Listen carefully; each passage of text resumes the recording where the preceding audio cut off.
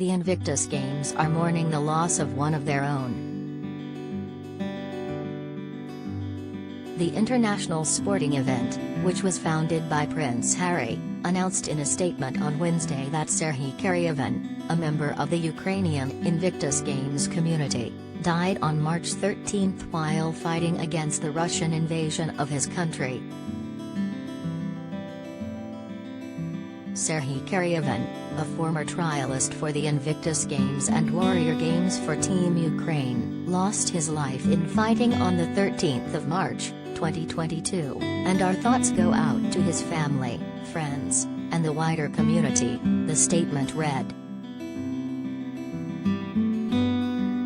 Oksana Horbach, a manager for the Ukrainian Invictus Games team, added in her own statement, "It was tough to learn about Serhii's death as the fighting continues.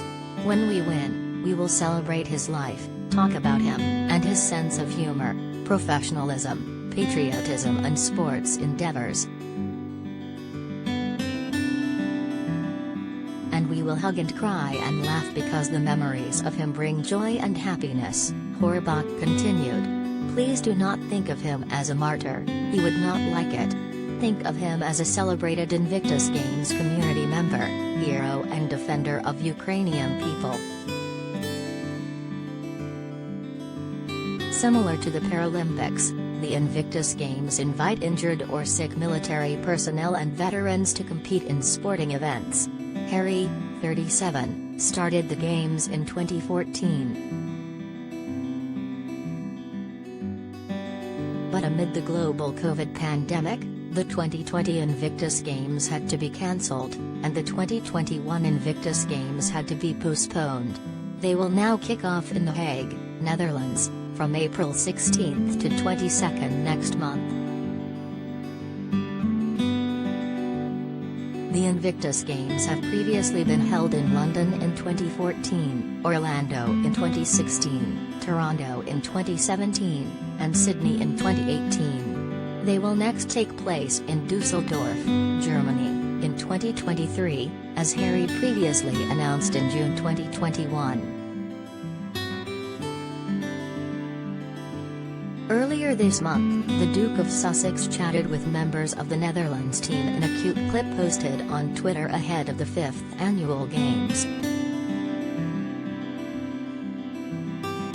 Harry, who was joined by Jelle van der Steen, Wouter Bakker, Fenigush Hayes, and Alina Zoot, practiced his Dutch with the athletes to get ready to host this year's Invictus Games in their home country. He later whipped out some matching orange sunglasses and unzipped his sweatshirt to reveal a t-shirt and shorts in the same shade, all while the Netherlands team applauded him. Karaivan's death comes about as Russia's attack on Ukraine continues after their forces launched a large-scale invasion on February 24, the first major land conflict in Europe in decades.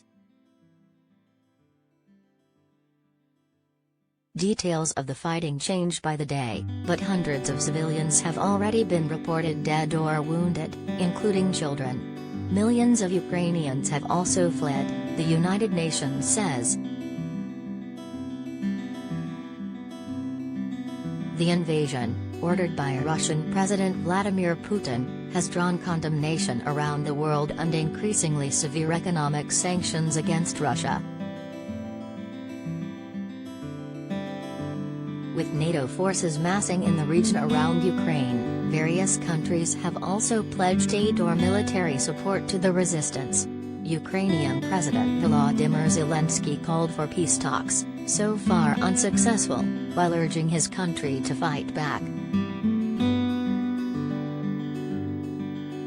Putin, 69, insists Ukraine has historic ties to Russia and he is acting in the best security interests of his country.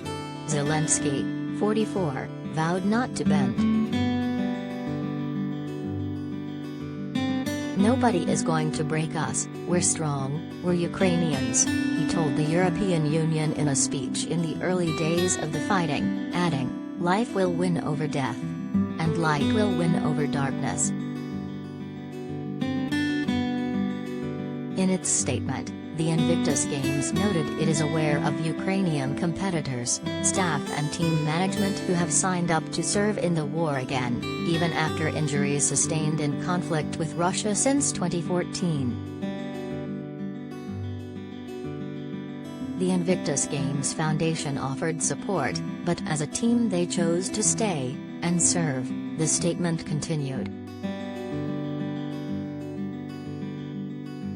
The upcoming Invictus Games will be a powerful reminder of the importance of recovery and rehabilitation from physical and mental trauma, and of bringing the international Invictus community together, added the statement. When the time is right, the Invictus Games Foundation will once again support Team Ukraine with the rehabilitation and recovery through sport that it will need, the statement concluded. The Russian attack on Ukraine is an evolving story, with information changing quickly. Follow People's complete coverage of the war here, including stories from citizens on the ground and ways to help.